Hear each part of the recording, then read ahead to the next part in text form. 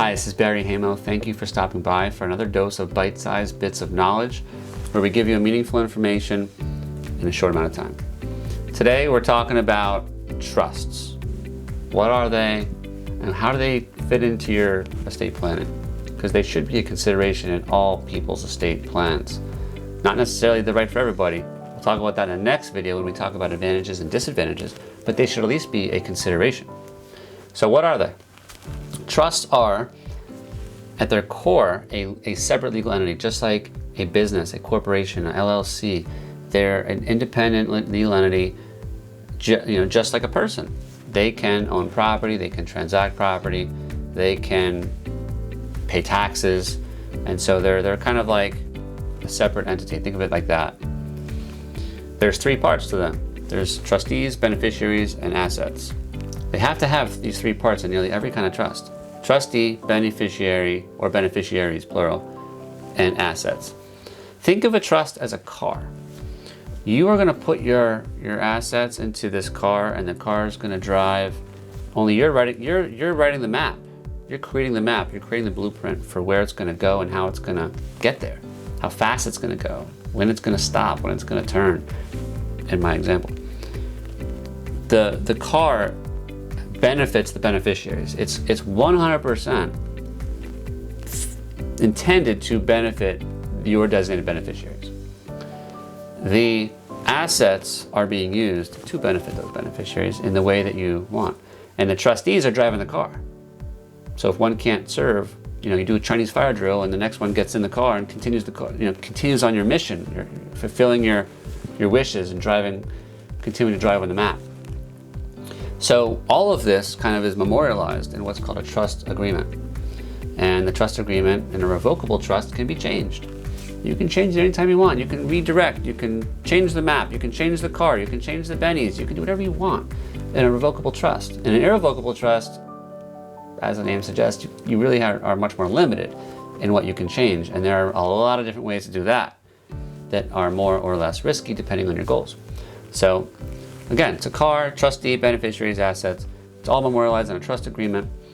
You give these trustees, whatever discretion you want to give them. Typically there's a standard called HEMS, or Health, Education, Maintenance, and Support. That is the prevailing standard of giving trustees discretion. So what that means is that they're gonna manage the trust. They're gonna invest the assets. They're gonna transact. They're gonna hire professionals, and hopefully it grows over time while kicking some out to the beneficiaries. And they're gonna make distributions to beneficiaries. And if beneficiaries ask for money, for example, and they're going to evaluate that request, is it for health, education, maintenance, and support? Health, education, maintenance, and support. It's the most common standard. It really derives from historically a tax perspective, which I'm not getting into, but it's pretty much what you're going to find in most trusts. But that being said, you can change that. Trusts are completely flexible in most ways except for against public policy. You can change the discretion of the standard. You can make it best interest. You can make it complete discretion of the trustee.